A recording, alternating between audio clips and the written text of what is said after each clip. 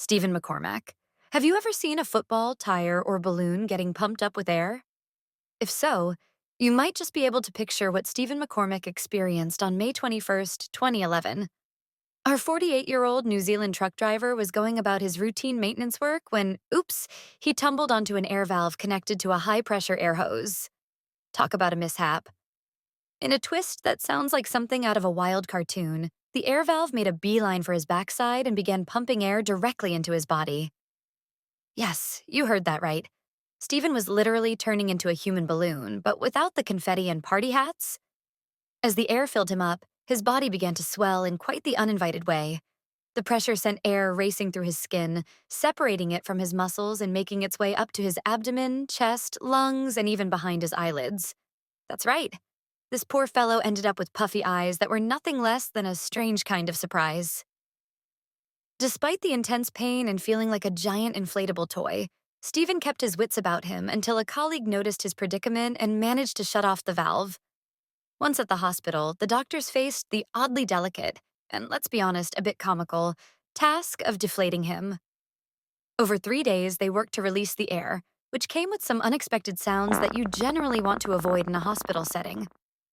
After this unconventional and slightly bizarre real-life horror show of getting blown up like a football, Stephen remarked that the whole experience truly felt like being inflated like one.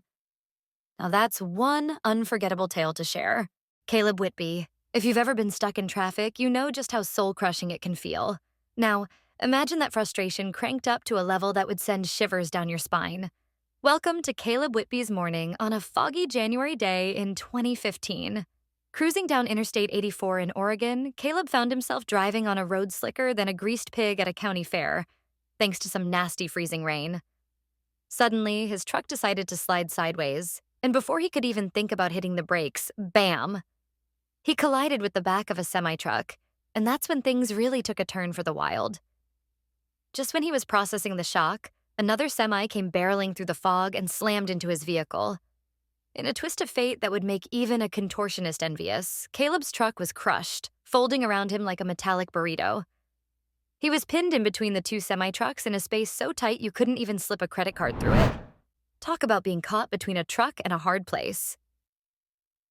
Miraculously, Caleb stayed conscious throughout this harrowing ordeal.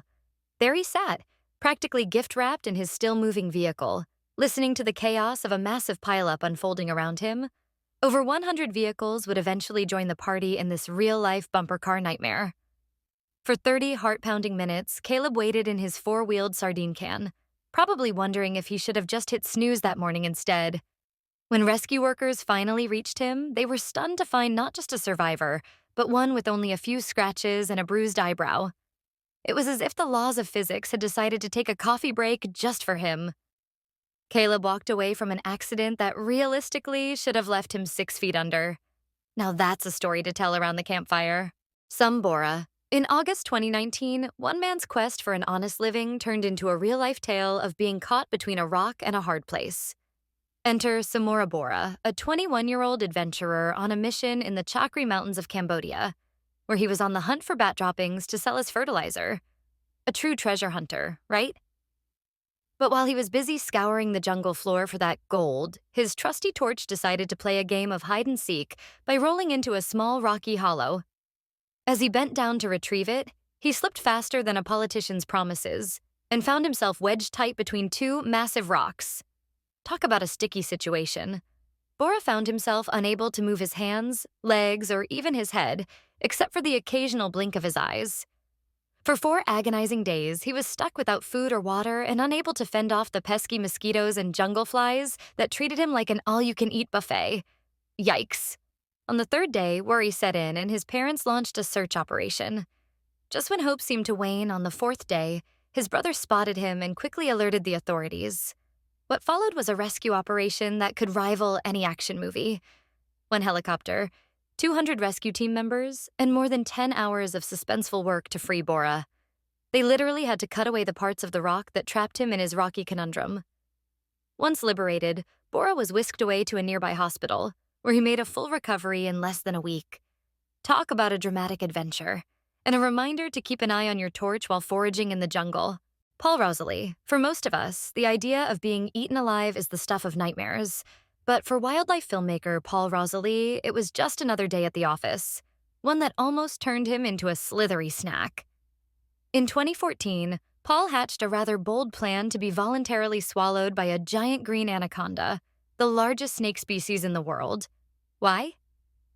Because he was filming a Discovery Channel special ominously titled Eaten Alive. Apparently, swimming with sharks was so last season. The mission was to locate a massive green anaconda deep in the Amazon rainforest and entice it to swallow him headfirst, before extracting him, of course, because he wasn't aiming to become a permanent addition to its diet. What could possibly go wrong? To prepare for his anaconda appetizer role, Rosalie donned a special suit that looked like a cross between high-tech body armor and a giant dog toy. This incredible getup was designed to protect him from the snake's crushing grip and its highly corrosive stomach acid. I mean, if you're going to be snake food, why not make it indigestible, right? At first, everything seemed to go according to plan, but it turned out the anaconda hadn't read the script. As it began to constrict around him, Paul felt his arm being crushed and quickly realized this might not have been his brightest idea. Before the snake could turn him into a human burrito and enjoy its meal, he called for his team to stage a daring rescue. Paul escaped with a crushed arm and, let's say, a hefty dose of humility.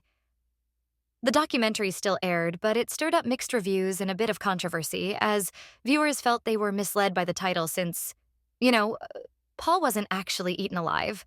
Talk about a thrilling and slightly misleading adventure. Casey Wagner. They say lightning never strikes the same place twice, but try telling that to Casey Wagner. This guy survived a shocking 300 million volts of electricity, not once, but twice, all within the span of an hour.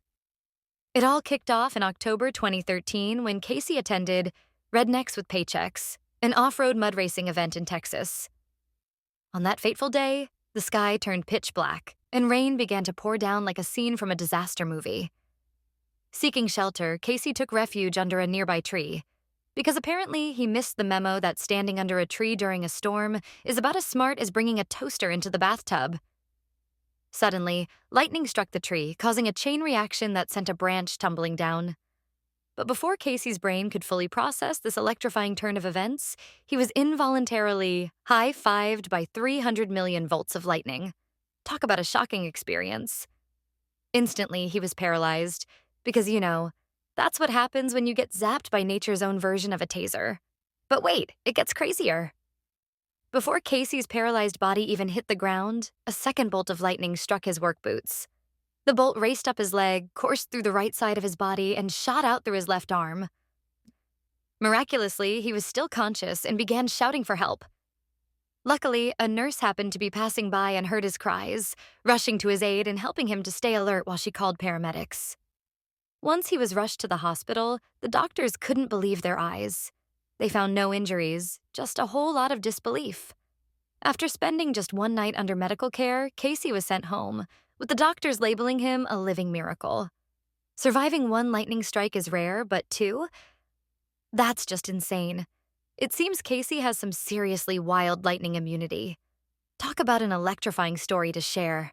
Neil Walker. One early Sunday morning in September 2019, 54-year-old Neil Walker thought it was the perfect day for a solo hike to Mount Nebo near Brisbane, Australia. An experienced hiker, Neil packed all the essentials, except, apparently, for a sprinkle of common sense, because he didn't bother to tell anyone where he was headed. Everything was going smoothly until Neil found himself near a picturesque waterfall. But as he was climbing down the mountain, the rock beneath his foot had other ideas and gave way faster than a bad pun at a comedy show. Suddenly, Neil went from feeling like the king of the mountain to being nature's new plaything, plummeting 30 feet into a shallow creek. The impact was brutal. He snapped his leg above the ankle and crushed his left wrist. Ouch. As if the universe wasn't done dishing out lessons, Neil attempted to pull out his phone to call for help, only to watch it slip from his grasp and plunk right into the water. Perfect. At that moment, with his leg resembling something that just lost a fight with a wrecking ball and his wrist out of commission, Neil faced a stark realization. He could neither call for help nor expect to be searched for. So, harnessing his inner hero, Neil decided to become his own rescue team. Using his hiking poles and his shirt, He fashioned a splint for his fractured leg and began the arduous crawl to safety. He took breaks when needed, munching on whatever supplies he had on hand. The next day, when he didn't show up for work and concerned neighbors confirmed they hadn't seen him, a massive search operation was launched to find Neil Walker. Fortunately for him, 2 days later, he was discovered on the verge of death. After being quickly administered first aid, given food and water, he was whisked away to the hospital. Neil's adventure serves as a crazy reminder that sometimes the greatest journeys come with unexpected twists, and the importance of telling someone your plans before heading out into the wild. Thanks for watching. I hope you like it. Next video will be coming soon. Bye!